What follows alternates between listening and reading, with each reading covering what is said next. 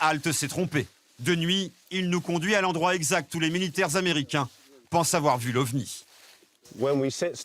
Quand nous serons à l'endroit où se tenait le colonel HALT, nous allons également voir une lumière clignotante dans la même direction que la ferme.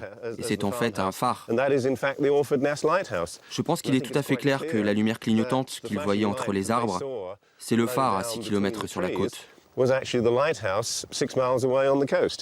Et effectivement, au loin, une petite lumière clignote. Pourtant, les militaires parlaient d'une intense lumière.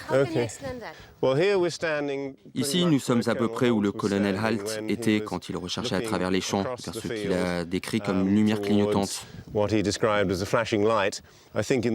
Je pense, vous savez, qu'on parle d'il y a plus de 20 ans.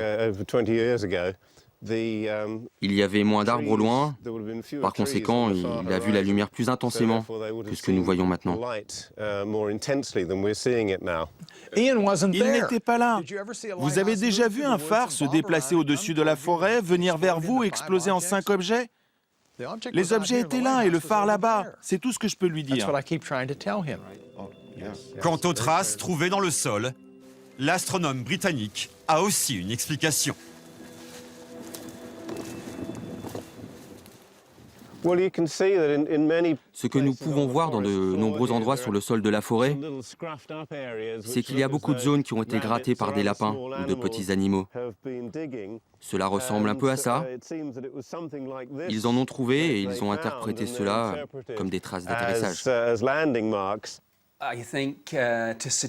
Pour penser que ces marques ont été faites par des lapins, il faut être fou. Le sol était gelé, presque solide. Et il aurait fallu, selon les calculs des militaires, il aurait fallu un objet de plusieurs tonnes pour faire ces marques. Ce devait être un très gros lapin. Depuis 27 ans, le gouvernement britannique a toujours refusé de s'exprimer sur l'objet volant décrit par les militaires américains à Rendlesham. Selon vous, pourquoi le ministère nous a-t-il refusé une interview? La politique du ministère de la Défense a toujours été de minimiser la question des ovnis. Oui, il y a même parfois de l'embarras. Car ces objets se déplacent très vite, font des manœuvres que même les meilleurs jets ne peuvent pas faire. Personne n'aime parler d'une situation où l'on est désemparé et où la réponse est « nous ne savons pas ».